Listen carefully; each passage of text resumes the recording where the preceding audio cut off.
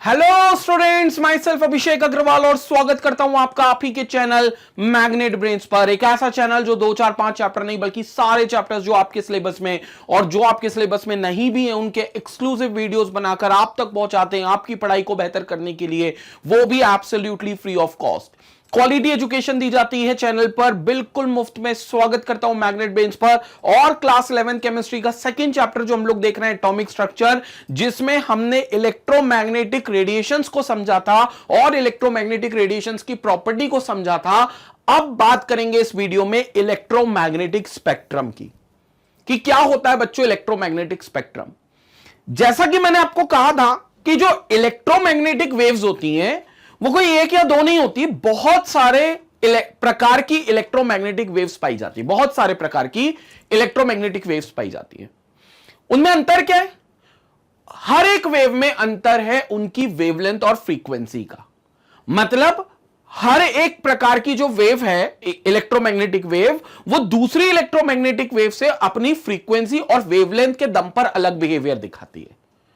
अब आप बात करो कि सर कौन कौन से अलग अलग प्रकार होते हैं इलेक्ट्रोमैग्नेटिक वेव के, तो मैं सारे प्रकार के इलेक्ट्रोमैग्नेटिक वेव को एक पर्टिकुलर पैटर्न में अरेंज कर देता हूं। आपके सामने एक पैटर्न है, इसको मैं समझाता हूं अभी। लेकिन अगर मैं सारे इलेक्ट्रोमैग्नेटिक वेव्स को एक पर्टिकुलर पैटर्न में अरेंज करूं, और जब मैं एक पर्टिकुलर पैटर्न बोलता हूं तो इसका मतलब क्या है?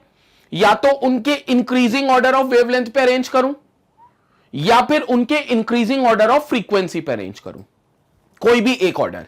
और वेवलेंथ और फ्रीक्वेंसी क्योंकि अपोजिट चलती हैं, तो आप किसी एक को पालन कर लोगे तो दूसरे का आप रिवर्स में पालन कर रहे होगे। मतलब अगर आप इंक्रीजिंग फ्रीक्वेंसी पे जा रहे हो तो आप डिक्रीजिंग वेवलेंथ जा रहे हो, और अगर आप इंक्रीजिंग वेवलेंथ जा रहे हो तो आप डिक्रीजिंग फ्रीक्वेंसी में उसको अरेंज करोगे। तो इनमें से कोई भी एक पैटर्न को आप फॉलो करो और जितनी भी इलेक्ट्रोमैग्नेटिक वेव्स हैं उनको अरेंज कर दो। जब आप उनको अरेंज करोगे तो जो पैटर्न में वो दिखाई देंगी, जो वो पैटर्न या बैंड वो बनाएंगी, उस पैटर्न उस बैंड को हम कहते हैं इलेक्ट्रोमैग्नेटिक स्पेक्ट्रम। क्या कहते हैं? Electromagnetic spectrum. मतलब वो पूरी पट्टी जिसमें आपने सारे अलग अलग प्रकार की इलेक्ट्रोमैग्नेटिक वेव्स को अरेंज कर दिया, तो वो जो आपको दिख रहा है सामने स्ट्रक्चर, जो पट्टी दिख रही है, उसको आप बोल दोगे क्या? Electromagnetic radiation, electromagnetic spectrum. क्या बोल दोगे? Electromagnetic spectrum. एक बार पढ़ते हैं। The electromagnetic spectrum is a bunch of electromagnetic waves. मतलब गुच्छा भाई साहब सारी इलेक्ट्रोमैग्नेटिक वेव्स का, which are arranged in the increasing order of their wavelength. Not necessary कि वेवलेंथ के दम पर अरेंज करें, हम तो फ्रीक्वेंसी के दम पे भी इनको अरेंज कर सकते हैं। लेकिन ठीक है, अब वेवलेंथ की बात कर ली तो ठीक है, हम लोग यहां से यहां इसको देखते हैं। आप देखो आपके सामने एक मैंने कुछ अच्छी सी इमेज बनाई है, बड़ी सी एनिमेटेड सी इमेज है आपके सामने, कलरफुल इमेज है। अगर आप देखोगे तो यहां से यहां जो मैं इसको अरेंज किया हूं, वो अरेंज किया हूं in the increasing order of frequency, increasing order of frequency. और जब मैं फ्रीक्वेंसी बोल सकता हूं तो मैं एनर्जी भी बोल सकता हूं, क्योंकि frequency is directly proportional to energy. ये हमने पिछले वीडियो में देखा था। जितनी ज्यादा फ्रीक्वेंसी होगी उतनी ज्यादा उसकी एनर्जी होगी, क्योंकि उतनी फुर्तीली वो वेव होगी। क्योंकि भैया उसकी फ्रीक्वेंसी ज्यादा है तो उतनी फुर्तीली वो वेव मानी जाएगी, तो हम लोग उसकी एनर्जी उतनी ज्यादा मानेंगे। और जब मैं इंक्रीजिंग फ्रीक्वेंसी लिखता हूं, इट मींस इट्स अ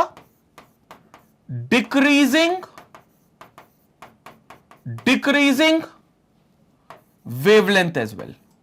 मतलब वेवलेंथ जो होगी वो डिक्रीज होगी। क्यों डिक्रीज होगी? क्योंकि छोटी छोटी वेव्स आएंगी, और छोटी वेव्स ज्यादा फ्रीक्वेंसी रखेंगी क्योंकि वो फुर्तीली होंगी, तो उनकी एनर्जी ज्यादा होगी। और मैं जब ऐसे चल रहा हूं, जब मैं ऐसे पैटर्न पे फॉलो कर रहा हूं, तो याद रखना मैं इंक्रीजिंग फ्रीक्वेंसी और डिक्रीजिंग वेवलेंथ कर रहा हूं। कैसे चल रहा हूं? जब मैं लेफ्ट टू राइट मूव कर रहा हूं, लेफ्ट टू राइट, और मैं लेफ्ट टू राइट ही आपको समझाऊंगा। तो अब देखो आपको वेव दिख रहा होगा एक्सट्रीमली लो फ्रीक्वेंसी, क्योंकि बहुत बड़ी वेवलेंथ है। देखो कितनी बड़ी बड़ी वेव की डिस्टेंस है, दूर दूर है वेव्स, लेंथ बड़ी है। लेकिन देखो आप धीरे धीरे वेव एक दूसरे के बहुत पास आती जा रही हैं पास। तो क्या हो रही है, वेवलेंथ घट रही है जिससे फ्रीक्वेंसी बढ़ रही है। तो यहां जो वेव्स हैं उनकी फ्रीक्वेंसी ज्यादा है, यानी कि उनकी वेवलेंथ कम है, यानी कि उनकी एनर्जी ज्यादा है। तो फ्रीक्वेंसी ज्यादा है मतलब एनर्जी ज्यादा है, लेकिन वेवलेंथ कम है। तो इधर जितनी वेव्स होंगी उनकी वेवलेंथ जो होगी वो कम होगी, लेकिन जो फ्रीक्वेंसी और एनर्जी होगी वो ज्यादा होगी। अब हम देखते हैं क्या वो टाइप्स हैं। तो बच्चों सबसे पहले जो टाइप स्टार्ट होता है वो स्टार्ट होता है रेडियो वेव से। सबसे पहले रेडियो वेव से टाइप स्टार्ट होता है जिसकी सबसे कम फ्रीक्वेंसी होती है, यानी कि जिसकी सबसे ज्यादा बड़ी वेवलेंथ होती है, मतलब बड़ी बड़ी वेव्स होती है। अब आप बोलोगे सर रेडियो वेव्स मतलब, अरे भाई साहब जिसमें आप विविध भारती, रेडियो मिर्ची, रेड एफएम सुनते हो, बजाते रहो। तो 98.3 वो जो फ्रीक्वेंसी सेट करते हो वो क्या है, वो यही तो फ्रीक्वेंसी जिसकी मैं बात कर रहा हूं, 98.3 हर्ट्ज पर आप उसको सेट करते हो। तो वो बहुत कम है फ्रीक्वेंसी जिस पे रेडियो मिर्ची का गाना बजता है। तो ये जो रेडियो वेव्स होती हैं, चाहे वो एएम की बात करो या एफएम की बात करो, तो वो दोनों की जो फ्रीक्वेंसी होती है वो बहुत कम होती है, क्योंकि उनकी वेवलेंथ बहुत ज्यादा होती है। और आपको पता है एएम और एफएम में कई लोग पूछते हैं, तो याद रखना एएम जो होगा उसकी फ्रीक्वेंसी सबसे कम होगी, यानी कि सबसे ज्यादा बड़ी वेवलेंथ होगी। उसके बाद एफएम की एएम के मुकाबले जो वेवलेंथ होती है वो छोटी होती है और फ्रीक्वेंसी थोड़ी ज्यादा होती है, या एनर्जी थोड़ी ज्यादा होती है। तो अल्टीमेटली सबसे पहले आती है रेडियो वेव्स। बहुत छोटी, बहुत कम फ्रीक्वेंसी इनके पास होती है, क्योंकि इनके पास बड़ी वेव्स होती है, बड़ी वेवलेंथ होती है। तो एक पर्टिकुलर टाइम, एक पर्टिकुलर पॉइंट से एक सेकंड में इन जैसी कम वेव्स पास होती है, इसलिए इनकी फ्रीक्वेंसी कम होती है। और एनर्जी कम होगी, फिर फ्रीक्वेंसी कम है, तो इसलिए ये हमें हमारी आंखों से दिखाई नहीं देती। मतलब आपके हाथ में रेडियो है या आपके मोबाइल फोन है जिसमें रेडियो है, तो वो रेडियो में वो फ्रीक्वेंसी कैप्चर कर लेगा, लेकिन वो आपको कभी रे आती हुई दिखाई नहीं देती। होती है रे वहां पर, लेकिन वो आपको दिखाई नहीं देगी। क्यों दिखाई नहीं देगी? क्योंकि उनकी एनर्जी बहुत कम है, और इतनी कम एनर्जी की वेव आपकी विजिबल रेंज में नहीं आती। विजिबल रेंज मतलब आपकी आंखें एक पर्टिकुलर फ्रीक्वेंसी के रेंज को, बीच के रेस को देख सकती हैं, एक पर्टिकुलर फ्रीक्वेंसी के बीच की रेंज को, जिसको हम विजिबल रीजन मानते हैं। उससे कम वाली हमें दिखाई नहीं देगी, हम कोशिश भी कितना भी करें हमें हमारी नेकेड आई से दिखाई नहीं देगी, और उस फ्रीक्वेंसी से ज्यादा फ्रीक्वेंसी वाली हम देख नहीं पाएंगे। मतलब हमारी आंखें, मतलब दर्द कर, पेन होगा, मतलब बहुत जलन करेंगी, हम उन रेस को देख नहीं पाएंगे। हमारी आंखों के लिए बहुत हानिकारक होंगे वो उस फ्रीक्वेंसी से ज्यादा। तो हमारी आंखें कंफर्टेबली सिर्फ एक पर्टिकुलर एरिया दिखाती है, एक पर्टिकुलर इलेक्ट्रोमैग्नेटिक वेव्स जो एक पर्टिकुलर एरिया में आ रही है, वही वेव्स को हम देख सकते हैं, जिसको विजिबल रीजन बोलते हैं। लेकिन अभी वो आएगा विजिबल रीजन, वो भी मैं आपको बताऊंगा। तो ये अभी रेडियो की बात समझ में आई। तो ये हो गई रेडियो वेव्स। रेडियो वेव्स के बाद अच्छा, सेलफोन पे आने वाली वेव्स भी इसी कैटेगरी में आती हैं।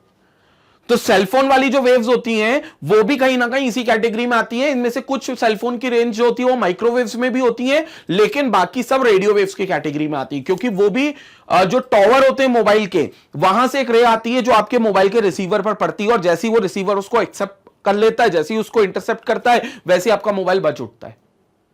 तो आपके मोबाइल पर भी एक रे आती है जो मोबाइल टॉवर से निकलती है, और जब आपके मोबाइल पे कॉल या मैसेज आने वाला होता है तो वो जो मोबाइल का रिसीवर है वो उसको इंटरसेप्ट करता है और आपका मोबाइल नोटिफिकेशन दे देता है। वो दिखाई नहीं देती, वो भी आपको कभी दिखाई नहीं देती, लेकिन वो होती जरूर है, और वो मोबाइल पर आती है। कभी आपको उसको महसूस करना हो तो मोबाइल फोन साइड में रख के लैंडलाइन पर आप किसी को फोन लगाकर बात करना। इफ इन केस मोबाइल पर कोई कॉल या मैसेज आने वाला है और समय आप लैंडलाइन पे किसी से ऑलरेडी बात कर रहे हो, तो आपके लैंडलाइन में एक डिस्टर्बेंस आएगा, देखना, कभी महसूस करना। या टीवी के पास कभी आप इसको रखना, टेलीविजन के पास मोबाइल को, और मोबाइल में महसूस करना जैसी कॉल या मैसेज आएगा, टीवी में हल्का सा डिस्टर्बेंस आ रहा होगा, क्योंकि वो टीवी वाली रे और मोबाइल पर जो रे वेव आ रही है वो दोनों कहीं ना कहीं इंटरफेरेंस हो जाएगा उनका, तो वो कहीं ना कहीं डिस्टर्बेंस क्रिएट करेंगी। तो ये मोबाइल रेस भी जो होती है ये रेडियो वेव्स का ही पार्ट होती है, सेलफोन्स में जो आती है। इसके बाद आती है देन वी हैव माइक्रोवेव्स। थोड़ी सी ज्यादा फ्रीक्वेंसी होती है, यानी कि थोड़ी सी कम वेवलेंथ होती है, छोटी वेवलेंथ होती है, किसके मुकाबले? रेडियो वेव्स के। माइक्रोवेव का बेस्ट एग्जांपल, भैया जो खाना कुक करते हो या जो केक को बेक करते हो माइक्रोवेव ओवन में, कभी देखना उसमें खिड़की से झांक कर देखना, वो जो माइक्रोवेव ओवन का गेट रहता है उस पर ग्लास लगा, उसकी खिड़की से कभी देखना कभी कोई ऐसी फ्लेम व्लेम टाइप की दिखती है जिसमें आग लगी होती है? नहीं, कभी कुछ नहीं दिखता। आपको बस वो एक बाउल दिखता है जिसमें आपने खाने का आइटम डाल रखा है बेक करने के लिए, कुक करने के लिए, और वो बस गोल गोल घूम रहा है अंदर ही अंदर माइक्रोवेव ओवन में, और कोई हीट की फ्लेम आपको दिखाई नहीं देगी। लेकिन वहां पर भी वेव्स आती हैं जो उस खाने के ऊपर जाती हैं, उसके वॉल से निकलती हैं, माइक्रोवेव ओवन के वॉल से। वो वेव कौन सी है? माइक्रोवेव्स है। माइक्रोवेव्स बहुत कम एनर्जी होती है उनके पास भी, हालांकि रेडियो वेव से ज्यादा होती है, लेकिन हम देख पाए या हम महसूस कर पाए उससे कम होती है, इसलिए हम उनको कभी देख नहीं सकते माइक्रोवेव्स को। तो माइक्रोवेव्स जो होती हैं वो एनर्जी के रूप में आता है, और जो रेडार होते हैं जनरली वो भी उसी लेवल पे चलते हैं। माइक्रोवेव के बाद आती है इंफ्रारेड। कौन सी? Infrared, IR radiations. कई मोबाइल्स में होता है इंफ्रारेड, इंफ्रारेड और उसमें फीचर्स होते हैं। या सबसे अच्छा एग्जांपल, आपके टीवी के रिमोट से आप जैसे ही चैनल चेंज करते हो, बटन दबाते हो, तो टीवी पे तुरंत चैनल चेंज हो जाता है। क्यों? क्योंकि टीवी के रिमोट से एक रेज आती है जो टीवी के रिसीवर को एक्सेप्ट करती है, जो टीवी का रिसीवर जिसको एक्सेप्ट करता है। और वहां देखना टीवी के रिसीवर पे एक रेड कलर की लाइट है, वो ब्लिंक करती है। जैसे आप चैनल, वॉल्यूम कुछ भी चेंज करोगे रिमोट पे तो वो ब्लिंक करेगी। क्यों? क्योंकि वो इंफ्रारेड रेडिएशन से, वो इंफ्रारेड होती है। हालांकि इंफ्रारेड की एनर्जी रेडियो वेव्स और माइक्रोवेव से ज्यादा है, यानी कि ज्यादा फ्रीक्वेंसी है, वेवलेंथ कम है, वेवलेंथ छोटी है, लेकिन उनसे फ्रीक्वेंसी ज्यादा है, लेकिन इतनी भी ज्यादा नहीं है कि हम उसको देख पाए। इसलिए कभी भी मोबाइल से निकलने वाली रे जो टीवी तक जाती है चैनल चेंज करने के दौरान, वो आपको दिखाई नहीं देती, लेकिन वो भी एक इलेक्ट्रोमैग्नेटिक रे है। और ये सारी रे जो मैं बता रहा हूं सब इलेक्ट्रोमैग्नेटिक है, मतलब इनके पास में इलेक्ट्रिक और मैग्नेटिक फील्ड दोनों है। वो इलेक्ट्रोमैग्नेटिक रे जो हमने पिछले वीडियो में पढ़ा है, तो ये इलेक्ट्रिक और मैग्नेटिक फील्ड दोनों रखती हैं, ये वाली रेस। तो ये रेस जो होती है इसको बोलते हैं इंफ्रारेड रेज। उसके बाद आता है हमारा विजिबल रीजन, जहां पर हमारा बल्ब जलता है। जो भी हमारे घर में बल्ब्स हैं, जो भी घर में आर्टिफिशियल लाइट्स हैं, ट्यूबलाइट्स हैं, ये वो रीजन है जिसमें हम सारी चीजें देख पा रहे हैं। जैसे आप मेरा अभी वीडियो देख रहे हो, क्योंकि वीडियो जिस डिवाइस पे आप देख रहे हो, लैपटॉप पे, डेस्कटॉप पे या मोबाइल पे, तो उसकी स्क्रीन से जो रेडिएशंस निकल रही है वो आपकी आंखों पे आ रही है। हालांकि है तो वो भी हानिकारक, लेकिन वो आप कहीं ना कहीं कंफर्ट लेवल पर देख रहे हो, अगर एक प्रॉपर डिस्टेंस के साथ मेंटेन करके देख रहे हो तो। मतलब स्क्रीन और आपकी आंखों के बीच में अगर एक प्रॉपर डिस्टेंस है तो आप मेरा वीडियो बहुत ही कंफर्टेबल जोन में आकर देख रहे हो, कंफर्ट जोन में आकर देख रहे हो, क्योंकि ये रेडिएशंस जो है ये आपके विजिबल रीजन में आती है। मतलब इनकी एनर्जी इतनी सफिशिएंट है कि आप अपनी नेकेड आई से इस रेडिएशंस को कंफर्टेबली देख सकते हो, या इसकी वेवलेंथ इतनी सफिशिएंट छोटी है कि ये आपको आराम से दिखाई दे सकती है। तो ये वो फ्रीक्वेंसी रखती है जो मॉडरेट लेवल पे मानते हैं लाइट बल्ब से, और ये विजिबल स्पेक्ट्रम फॉलो करती है। विजिबल स्पेक्ट्रम में भी वॉयलेट, इंडिगो, ब्लू, ग्रीन, मतलब यहां पूरा वॉयलेट पार्ट हो गया, फिर इंडिगो पार्ट हो गया, फिर ब्लू पार्ट हो गया, फिर ग्रीन हो गया, फिर येलो हो गया, फिर ऑरेंज हो गया, और फिर रेड हो गया। यानी कि ये बनाते विबग्योर। क्या बनाते? विबग्योर। बोले तो 7 रंग बनते हैं, 7 colour, violet, indigo, blue, green, yellow, orange और रेड, जिसको आप विबग्योर बोलते हो। और ये कलर आपके विजिबल रेंज में आते हैं। सर मतलब यही 7 कलर होते हैं? एग्जैक्टली। दुनिया में जितने भी कलर हैं, जितने भी रंग आप देखते हो, वो सब मिलावटी रंग होते हैं, क्योंकि अल्टीमेटली सिर्फ ये 7 रंग दुनिया में पाए जाते हैं, violet, indigo, blue, green, yellow, orange और red. Violet, indigo, blue, green, yellow, orange और रेड, यही दुनिया में रंग पाए जाते हैं, इसके अलावा कोई रंग नहीं पाए जाते। या फिर इन 7 रंगों से मिलने वाला सफेद रंग, या फिर 7 रंगों के एब्सेंट पर पाए जाने वाला काला रंग, ब्लैक कलर। सिर्फ आपको यही आपको कलर मिलते हैं। बाकी सारे कलर्स जो आप देखते हो, जैसे अलग अलग शेड्स देखते हो, पिंक देखते हो, मैरून देखते हो, ऑफ वाइट देखते हो, कई बार ऐसे कलर्स बोलते हो आप, वो जो कलर्स होते हैं वो इन कलर के कॉम्बिनेशन से बन जाते हैं। मतलब अल्टीमेटली ये सात ही कलर होते हैं जीवन में। जीवन में मतलब आपके जितने भी यहां भी कलर आप देखोगे ये सात ही कलर होते हैं, या फिर बाकी जो कलर्स होते हैं वो इन कलरों से मिलकर बनते हैं। दो कलर, तीन कलर, चार कलर को मिक्स करके एक नया कलर आप बना सकते हो। लेकिन अगर बेसिक कलर की बात करें तो यही सात कलर होते हैं, और सातों कलर को अगर इक्वल वैल्यू में मिलाओगे तो आपको मिलेगा व्हाइट कलर, क्योंकि व्हाइट कलर इन सातों रंग के इक्वल प्रोपोर्शन से बनता है। और सर जहां हमें ब्लैक कलर दिखता है वहां क्या है? वहां एक्चुअली कोई कलर है ही नहीं, वहां है डार्कनेस, वहां से कोई लाइट आपकी आंखों पे नहीं पड़ रही। कलर का फंडा क्या है आप समझो मेरी बात को। हालांकि कलर के लिए मैंने एक अलग से वीडियो बनाया जो अपलोड होगा, उसमें बहुत सारे क्वेश्चंस के भी हमने आंसर दिए कि आसमान नीला क्यों दिखता है, दोपहर के वक्त वो सफेद क्यों दिखता है एकदम 12-1 बजे के आसपास, सनराइज और सनसेट के वक्त हमें सन ऑरेंज क्यों दिखता है, डेंजर के साइंस रेड क्यों होते हैं, ये सारे आंसर्स उसमें हैं। लेकिन कई बार आपको ये मतलब मन में आपको सोचते होगे, सारी चीजें सोचते होगे कि यार ये कलर हमें चीजों के दिखाई क्यों देते हैं। उसका सीधा कंसेप्ट है, कोई भी चीज है अगर आपको रेड कलर की दिखाई दे रही है तो हो क्या रहा है, उस पर एक व्हाइट लाइट पड़ रही है। व्हाइट लाइट मतलब उस पर वॉयलेट पड़ रहा है, इंडिगो पड़ रहा है, ब्लू, ग्रीन, येलो, ऑरेंज और रेड, ये सातों कलर का मिश्रण उसके ऊपर जा रहा है, जिसमें से वो violet, indigo, blue, green, yellow और ऑरेंज को एब्जॉर्ब कर रहा है। वो जो मटेरियल है वो violet, indigo, blue, green, yellow, orange को एब्जॉर्ब कर रहा है और रेड को रिफ्लेक्ट कर रहा है, रेड को वापस भेज देता है। उस पर लाइट गिराओगे तो वो रेड को वापस भेज देगा। तो रेड क्या होगा, उस ऑब्जेक्ट से आपकी आंखों में पड़ेगा, तो आपको लगेगा कि आपकी आंखों पे लाल रोशनी आ रही है, तो आपको लगेगा उस ऑब्जेक्ट से आ रही है, मतलब उस ऑब्जेक्ट का कलर लाल है, तो आपको वो ऑब्जेक्ट रेड कलर का दिखने लगेगा। यह होता है कलर का फंडा। खुद का कोई भी सब्सटेंस का कोई कलर होता ही नहीं है एक्चुअली, बस ये आपके देखने, आपके नजरिए के ऊपर है कि आपको वो कौन सा कलर दिखाई दे रहा है। ये सिर्फ आपके नजरिए के ऊपर है। अगर आप सफेद लाइट की रोशनी में उसको देख रहे हो तो वो लाल दिख रहा है, लेकिन आप उसको किसी और कलर की रोशनी में देख लो, आपको वही ऑब्जेक्ट का कुछ और कलर दिखेगा।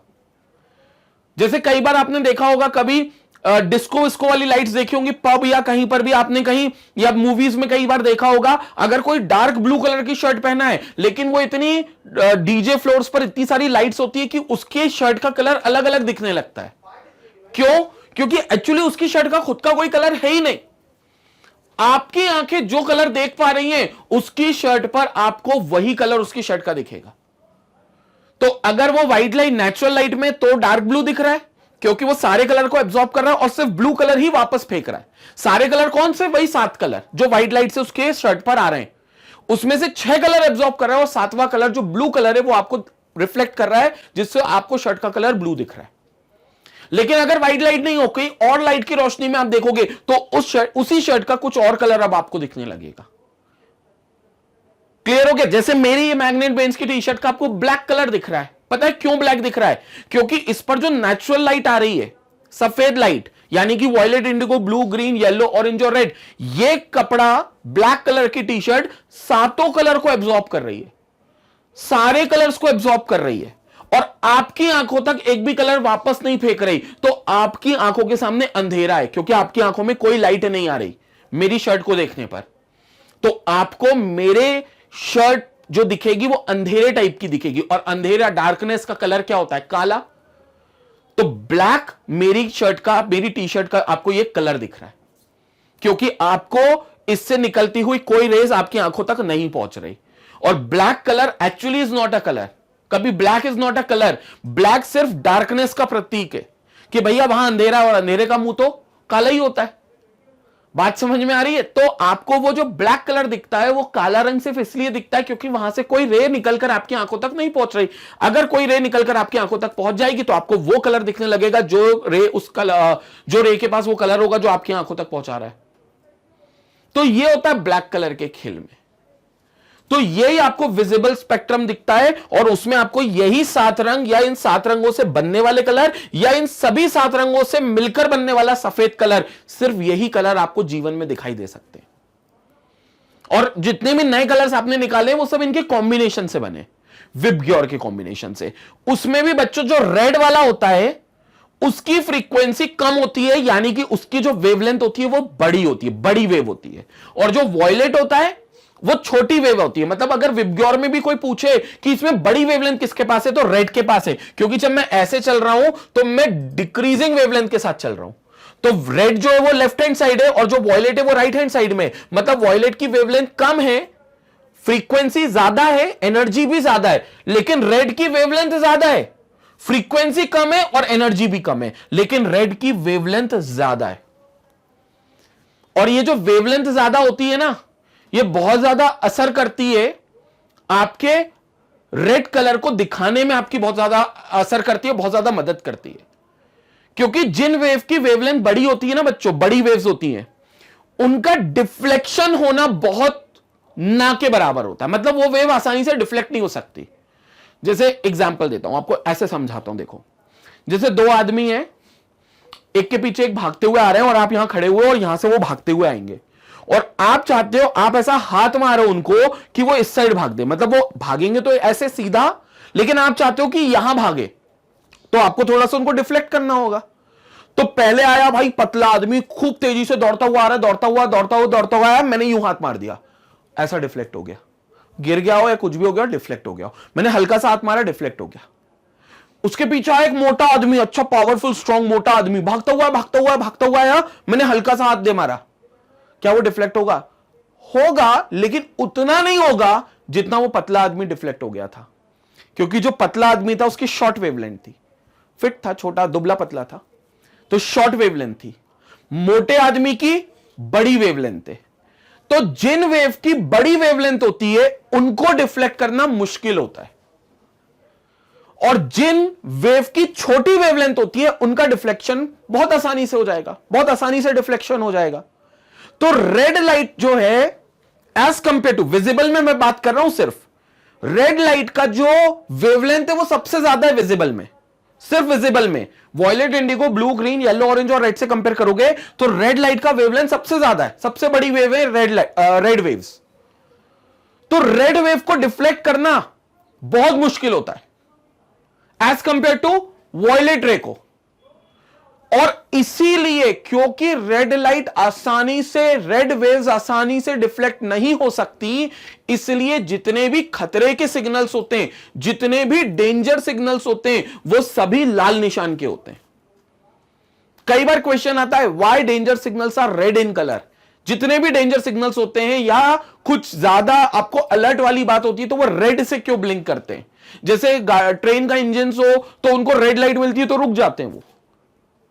क्यों उनको रेड लाइट, मतलब रेड ही क्यों बनाया? क्या वजह है रेड की? रेड को बनाने की वजह है क्योंकि डेंजर सिग्नल्स को कुछ डिस्टेंस दूरी से दिखाना होता है। जैसे गाड़ी का, ट्रेन चल रही है, ट्रेन का इंजन का ड्राइवर है, अब ऐसा थोड़ी ना कि वो यहां पर 2 कदम पे बोलोगे रेड सिग्नल तो एकदम से ट्रेन रुक जाएगी, ऐसा तो नहीं रुक सकती। ट्रेन रुकने में भी टाइम लगती है, तो उसको सिग्नल थोड़ी दूर से देखना पड़ेगा, तो उसको सिग्नल थोड़ी दूर से आपको दिखाना पड़ेगा। थोड़ी दूर मतलब कितनी हो सकती है? 1-8 किलोमीटर तक हो सकती है वो डिस्टेंस। मतलब 500 मीटर, 600 मीटर तक तो दिख जाना चाहिए कि भैया वहां रेड सिग्नल है, आपको ट्रेन रोकनी है। अब क्या होगा, इतना ज्यादा डिस्टेंस जो 500 मीटर, 600 मीटर, 1 किलोमीटर तक का डिस्टेंस है, कहां, किसके बीच में? रेड लाइट और ऑब्जर्वर के बीच में। ऑब्जर्वर कौन है? ट्रेन का ड्राइवर। तो इस डिस्टेंस के बीच में एयर है, हवा है, और हवा है तो एयर के कुछ अंदर पार्टिकल्स भी होंगे, बहुत सारे पार्टिकल्स होंगे। तो हो सकता है कि वहां से अगर कोई और लाइट आती, तो वो अगर रेड नहीं आती, कोई और आती मान लो, तो कोई और लाइट आती तो उसकी वेवलेंथ छोटी होती, रेड की क्योंकि सबसे ज्यादा है, तो बाकियों की तो छोटी होगी। कोई सी भी कलर की आती, मान लो वॉयलेट की आती, मान लो ग्रीन की आती, तो वो छोटी आती। अब वो जो छोटी लाइट आती है, वो छोटी लाइट को आसानी से डेविएट कर सकते हैं बीच के एयर के पार्टिकल्स या एयर में मौजूद डस्ट पार्टिकल्स। कोई भी पार्टिकल हो वो आसानी से डेविएट करेगा। तो हो सकता है वो डेविएट हो जाए और ड्राइवर के या ऑब्जर्वर जो भी है उसकी आंखों तक ना पहुंचे, तो फिर दुर्घटना हो सकती है। इसीलिए क्या करते हैं, वो रेड सिग्नल को यूज करते हैं, रेड कलर के सिग्नल को यूज करते हैं, क्योंकि वो जानते हैं कि रेड कलर की जो वेवलेंथ है वो सबसे ज्यादा बड़ी वेवलेंथ है, और बड़ी वेवलेंथ एयर के पार्टिकल से डेविएट नहीं होगी, तो वो जहां जाएगी, जहां जाना चाहती है वहीं पहुंचेगी, यानी कि ऑब्जर्वर की आंखों में, यानी कि हमारे ट्रेन के ड्राइवर की आंखों में। तो उसको रेड सिग्नल दूर से ही दिख जाएगा। ग्रीन सिग्नल फिर बनाएंगे क्योंकि कोई एक और कलर तो बना नहीं था, तो उनने सब कुछ सही होने के लिए, ऑल डन ओके के लिए उन्हें ग्रीन सिग्नल बना दिया कि अब भैया आप चल सकते हो, क्योंकि green signal is not that important जितना रेड सिग्नल इंपॉर्टेंट है। क्लियर हो गया? तो फिर वो ग्रीन तो उनको अल्टीमेटली दिख जाएगा, हालांकि ग्रीन उतना अच्छा नहीं दिखता जितना अच्छे से रेड दिख जाता है। उसकी वजह यही है क्योंकि रेड कलर की वेवलेंथ सबसे बड़ी वेवलेंथ होती है और कुछ दूरी पर भी ऑब्जर्वर उसको देख सकता है क्योंकि वो आसानी से डिफ्लेक्ट नहीं होती। इसलिए जितने भी डेंजर सिग्नल्स होते हैं बच्चों, वो सब रेड कलर से ही बनाए जाते हैं। हालांकि इसके लिए मैं एक अलग से वीडियो बनाऊंगा, उसमें कई क्वेश्चंस का हम जवाब देंगे। सनराइज और सनसेट के वक्त हमें सन ऑरेंज रेड क्यों दिखता है, नून के वक्त हमें आसमान व्हाइट क्यों दिखता है, जनरली हमें आसमान ब्लू क्यों दिखता है, बहुत सारे सवाल, स्कूल बसेस येलो क्यों पेंट होती है, ये सारे सवालों के जवाब आपको उस वीडियो में मिलेंगे। लेकिन रेड कलर की जो लाइट होती है उसकी सबसे बड़ी वेवलेंथ होती है और एनर्जी और फ्रीक्वेंसी सबसे कम होती है। वॉयलेट कलर की वेवलेंथ सबसे कम होती है और एनर्जी और फ्रीक्वेंसी सबसे ज्यादा होती है। और हम इसी रेंज को देख सकते हैं, हमारी आंखें कंफर्ट जोन में इसी रेंज को देख सकती हैं। इसके बाद आती है कौन सी? Sun radiation, solar radiations, UV, ultraviolet जिसको बोलते हो, अल्ट्रावायलेट रेडिएशंस। अल्ट्रावायलेट रेडिएशंस हमें दिखाई तो दे जाती हैं, सन से आने वाली किरणें हमें दिखाई दे जाती हैं, लेकिन हमारी आंखें उनको कंफर्टेबली देख नहीं सकती। आप देखो, सन को देख सकते हो कि आप डायरेक्टली नेकेड आई से? मैं तो कहता हूं देखो मत, लेकिन कभी एक आध बार ट्राई किया होगा तो आंखें ऐसे चौंधिया टाइप की जाती होंगी, मतलब ऐसे थोड़ी सी मिसमिसी मचती होगी। तो वो क्यों होता है? क्योंकि आपकी आंखें उसको, सन रेस को कंफर्ट जोन में नहीं देख सकती, क्योंकि उनके पास एनर्जी विजिबल रेंज से ज्यादा है। वेवलेंथ जरूर कम है लेकिन एनर्जी और फ्रीक्वेंसी ज्यादा है। ये देखो, विजिबल रेंज से पहले जो रेस थी वो आपको दिखाई नहीं देती थी, आपकी आंखें तो देख सकती थी, नुकसान नहीं था, लेकिन दिखाई नहीं देती थी क्योंकि एनर्जी बहुत कम थी। फिर आई विजिबल, जो दिखाई भी दे सकती है और आपकी आंखें देख भी सकती हैं कंफर्ट जोन में। और फिर आई उससे ज्यादा वाली एनर्जी वाली रेडिएशंस। हम बढ़ते हुए एनर्जी क्रम में चल रहे हैं, इंक्रीजिंग फ्रीक्वेंसी, इंक्रीजिंग एनर्जी पे चल रहे हैं, तो विजिबल से जिसकी भी एनर्जी ज्यादा होगी आपकी आंखें उन्हें कंफर्ट जोन में नहीं देख सकती। तो जो आपकी आंखें उनको कंफर्ट जोन में नहीं देख सकती, किनको? अल्ट्रावायलेट रेडिएशंस को। इसलिए जब आप गॉगल पहनते हो तो उस गॉगल में लिखा रहता है कहीं साइड में देखना, यूवी प्रोटेक्टेड। यूवी प्रोटेक्टेड मतलब अल्ट्रा वायलेट प्रोटेक्टेड। आप जितने भी गॉगल्स देखोगे स्टैंडर्ड गॉगल्स, उसमें लिखा रहता है यूवी प्रोटेक्टेड, क्योंकि वो ग्लास ऐसा है कि वो अल्ट्रा वायलेट रेडिएशंस को आपकी आंखों तक नहीं पहुंचाएगा, वो शील्ड का काम करेगा। तो इसलिए जब भी भारी धूप होती है तो आपने कई लोगों को देखा होगा सन ग्लासेस पहन लेते हैं। वो सन ग्लासेस जो होते हैं वो यूवी प्रोटेक्टेड होते हैं क्योंकि इसकी एनर्जी ज्यादा होती है। देन कम्स द एक्सरे, जो एक्सरे मशीन्स में आती है। एक्सरेज ये भी इलेक्ट्रोमैग्नेटिक रेज हैं। ये जो एक्सरेज आती हैं ये भी इलेक्ट्रोमैग्नेटिक रेज होती हैं और ये बहुत पावरफुल होती हैं। मतलब देखो, अल्ट्रावायलेट रेस क्या है? सन से आने वाली रेस, लेकिन हानिकारक है, मैं मानता हूं, लेकिन हम इनको एक्सपोज कर देते हैं, हमारी बॉडी इनको झेल सकती है।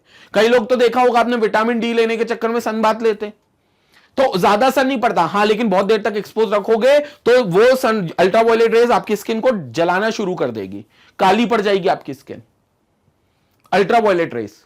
लेकिन एक्सरे तो इतनी खतरनाक है कि स्किन को जलाना छोड़ो, वो स्किन को पेनिट्रेट कर लेती है, क्योंकि एक्सरे में वो क्षमता है कि आपकी स्किन को पेनिट्रेट कर सकती है। और इसी क्षमता की वजह से ये बोन्स की इमेज बनाने में या बोन्स की शेडो लेने में काम सहायक होती है।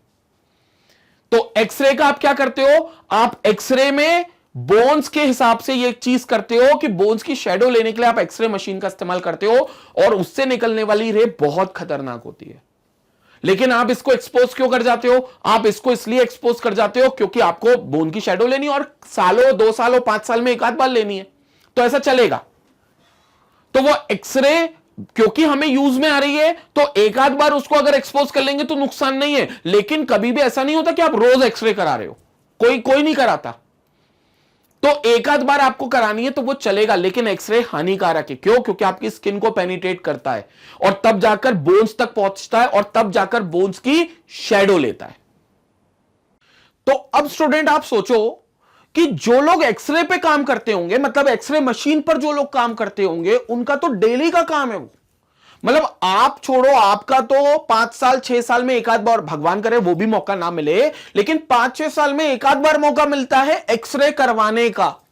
तो वो एक्सरे जो खतरनाक रेडिएशन है उससे आपकी बॉडी का एक्सपोजर सिर्फ 5-6 साल में एक आध बार होगा और वो जरूरी आपके लिए तो चल जाएगा। लेकिन जो लोग एक्सरे मशीन पर काम कर रहे हैं, कभी उनको देखना आप, वो लोग ना एक जैकेट पहन लेते हैं, बड़ी सी जैकेट पहन लेते हैं और खुद को डार्क रूम में ले जाते हैं, क्योंकि वो नहीं चाहते वो एक्सरे को, क्योंकि उनकी बॉडी को एक्सरे की जरूरत नहीं है, वो सिर्फ आपका एक्सरे करने आए। और दिन भर में उनको कितने पेशेंट्स डील करने होंगे, 20-25 पेशेंट्स तो कम से कम डील करने होंगे। तो 20-25 लोगों को बार बार एक्सरे एक्सपोज कराएंगे तो खुद की बॉडी को भी तो एक्सरे एक्सपोज करेगा। तो वो एक जैकेट पहन लेते हैं, एक शील्डिंग बना लेते हैं जिससे एक्सरे उनको एक्सपोज ना करे। बट फिर भी कितना भी वो प्रयास करें, कुछ परसेंट तो एक्सरे उनको भी एक्सपोज करता होगा उनकी बॉडी को, जो हानिकारक है, बहुत हानिकारक है। क्योंकि खतरनाक मतलब अब आप सोचो, धूप में आप रोज रह सकते हो क्या 4 घंटे डेली? नहीं रह सकते ना। तो एक्सरे की जो एनर्जी है वो सनरेज, जो धूप की एनर्जी है, जो अल्ट्रावायलेट है, उससे भी कहीं ज्यादा है।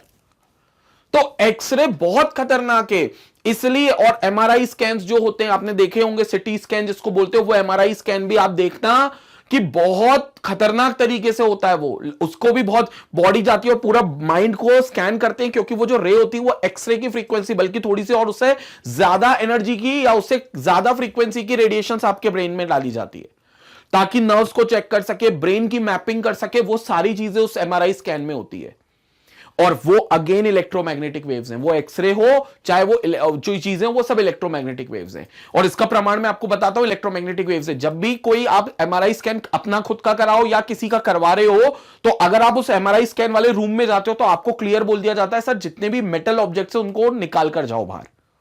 आपकी जेब में कॉइन नहीं होना चाहिए, वॉच नहीं होनी चाहिए, लॉकेट, कोई अंगूठी, कुछ नहीं आपको पहनना है मेटल का, क्योंकि वो जो रूम है उसके अंदर मैग्नेटिक रेज हैं, इलेक्ट्रोमैग्नेटिक रेज हैं, और मैग्नेट हुआ तो वो मेटल वहां पर जाकर चिपक जाएगा।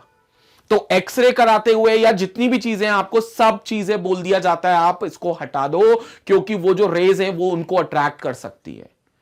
इसलिए सारे मेटल ऑब्जेक्ट जब आप एमआरआई स्कैन रूम में एंटर करते हो तो उससे पहले आप सारे मेटल ऑब्जेक्ट्स अपनी बॉडी से हटाकर जाते हो। ये आप देखना, ऑब्जर्व करना। तो इससे साबित होता है वो इलेक्ट्रोमैग्नेटिक वेव्स हैं, इसलिए आप हटा रहे हो। क्लियर हो गया? तो ये एक्सरेज होती हैं। और फिर आती है भाई साहब बड़ी खतरनाक रेडिएशन, जिसको आप रेडियो एक्टिव रेडिएशन बोलते हो, जिसमें निकलती है gamma rays, the most destructive radiations, the most destructive radiations जो गामा रेज हैं भाई साहब, इनने तबाही मचा सकती हैं दुनिया में, तबाही दुनिया में मचा सकती हैं। इनसे बनने वाले न्यूक्लियर बॉम्ब्स, न्यूक्लियर मिसाइल्स, जितने भी न्यूक्लियर वेपन्स होते हैं वो सब अपने अंदर से गामा रेडिएशंस निकालते हैं, जो सबसे हाई एनर्जेटिक रेडिएशंस होते हैं, हाईएस्ट एनर्जेटिक रेडिएशंस जो होते हैं जिनके पास। मतलब सोचो इतनी तेज एनर्जी है इनकी कि एक्सरे ने आपकी चमड़ी को पेनिट्रेट किया था, मानता हूं खतरनाक है, लेकिन बोन्स को बख्श दिया था। बोन्स को वो पेनिट्रेट नहीं कर पाई थी, कौन? एक्सरेज, तभी तो बोन्स की शेडो बन गई थी। लेकिन गामा रेडिएशंस आपकी बोन्स को भी नहीं बख्शने वाले, वो बोन्स को भी पेनिट्रेट कर देंगे, पूरी बॉडी को गला देंगे वो कुछ मिनटों में, कुछ मिनटों में। क्योंकि इतनी तेज एनर्जी होती, इनकी ज्यादा एनर्जी होती है इनकी, ये इतनी तेजी से फैलते हैं कि अगर मान लो किसी भी कंट्री पर, भगवान ना करे कभी ऐसा हो, लेकिन किसी भी कंट्री पर अगर कहीं गिर गए, किसी भी शहर में उस कंट्री के गिर गए, तो पूरी कंट्री तक फैलने में उस रेडिएशन को जरा सा भी टाइम नहीं लगेगा। कुछ मिनटों में पूरी कंट्री पे वो रेडिएशंस फैल सकती है, कुछ मिनटों में बस। कई साल पहले हिरोशिमा और नागासाकी पे गिरा था भाई साहब, आज तक वो लोग उससे उबर नहीं पाए। आज भी वहां पर कई एबनॉर्मेलिटीज उस न्यूक्लियर डैमेज की वजह से देखी जा सकती है। जो न्यूक्लियर बॉम्ब वहां पर गिराए गए थे, उसका जो डैमेज और उसके जो कॉन्सिक्वेंस हो रहे हैं, वहां के लोग आज तक उस चीज को भुगत रहे। मतलब कई बार कई अभी जो नई जनरेशन आ रही हैं, वो कई बार उनमें एबनॉर्मेलिटीज आ रही हैं, कुछ चीजें उनका मतलब एबनॉर्मल हो रही हैं वहां की जनरेशंस, तो वो सबका पीछे रीजन ही वो न्यूक्लियर डैमेज था जो उनको कई साल पहले मिला था, हिरोशिमा और नागासाकी पे जो 2 न्यूक्लियर बॉम्ब्स गिरे थे। और बहुत मास डिस्ट्रक्शन है। और अपना वो बॉइल्ड मोमो तो तुमको पता ही है, वो अपना नॉर्थ कोरिया का राजा, बॉइल्ड मोमो जैसा मुंह है, किम जोंग उन, वो और पोलार बियर अपना अमेरिका के डोनाल्ड ट्रंप साहब में तो बहस चली रही है तेज तर्राट। और वो हमेशा जो बॉइल्ड मोमो है वो बोलता है कि भैया मैं तो न्यूक्लियर मिसाइल का टेस्ट करूंगा, ये करूंगा, वो करूंगा, और दुनिया में तबाही मचाने के लिए आया हूं मैं। उसको फिर अपना पोलार बियर समझाता है कभी कभी डोनाल्ड ट्रंप की, भैया भी रुक जाओ, भी क्या है मतलब, तुमको क्यों, क्या जिद पकड़े हो, क्या चाहिए तुमको, कौन सा खिलौना चाहिए।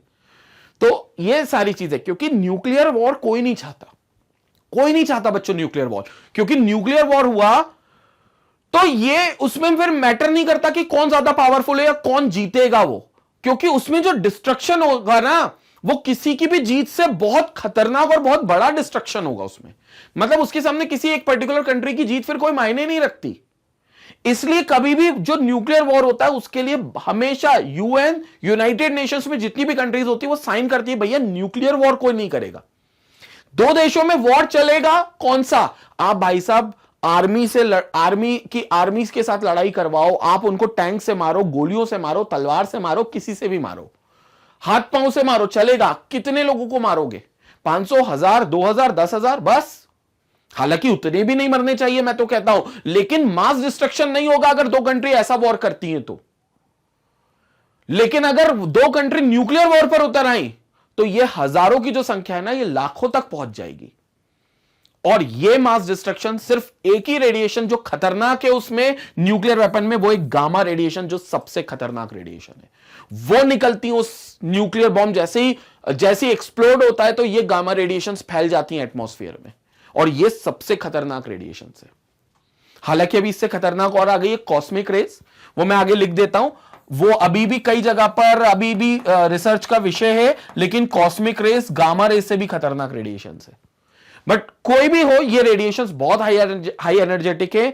हम क्या, हमारा मतलब 1 सेकंड तो क्या, हम 1 माइक्रोसेकंड तक इनको एक्सपोज करेंगे तो हमारी कहानी खत्म हो जाएगी। हम नहीं चाहते ऐसा कुछ हो, इसलिए इन रेस से हम लोग अवॉइड करते हैं। एक्स रेस को भी हम अवॉइड करते हैं, अल्ट्रावायलेट रेस को भी अवॉइड करते हैं। हम जो रेंज देख सकते हैं वो लाइट बल्ब से जो निकल रही है, जो कि विजिबल स्पेक्ट्रम आती है, हम वो रेडिएशंस देखते हैं।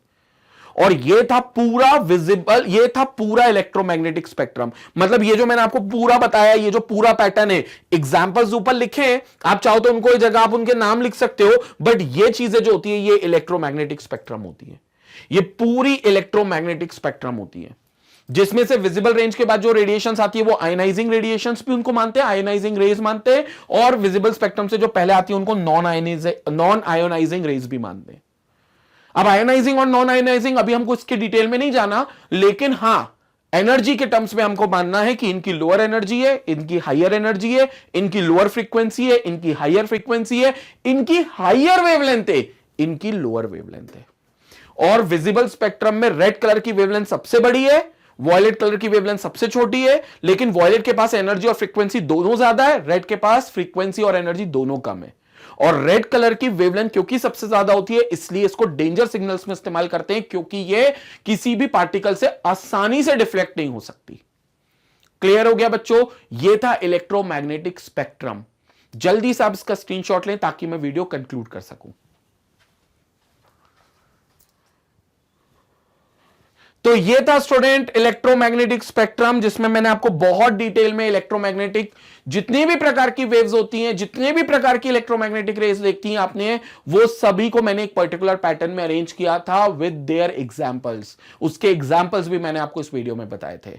अगले वीडियो में हम लोग बोहर मॉडल पे बात करने वाले हैं, और एटॉमिक स्पेक्ट्रा और हाइड्रोजन स्पेक्ट्रम जो बोहर मॉडल ने दिखाया था उसकी बात हम लोग अगले वीडियो में करेंगे। और जैसा कि आपको पता है, मैग्नेट ब्रेन्स में क्लास 4 से लेकर क्लास 12 तक के हर सब्जेक्ट, चाहे आप मैथ्स की बात करो, फिजिक्स, केमिस्ट्री, बायो, हर सब्जेक्ट के एक्सक्लूसिव वीडियोस अवेलेबल हैं। चैप्टर वाइज प्लेलिस्ट बनाकर रखी है magnetbrains.com पर, जिन्हें आप वहां से एक्सेस कर सकते हैं और वहीं से इनसे जुड़े हुए नोट्स भी डाउनलोड कर सकते हैं। क्वेश्चन प्रैक्टिस के लिए भी वहां पर हम लोगों ने एक्सक्लूसिव वीडियोस बनाया है, जो डेली प्रैक्टिस क्वेश्चन है वो भी आपको वहां पर मिलेंगे। Thank you for watching us, stay connected, stay educated, take care.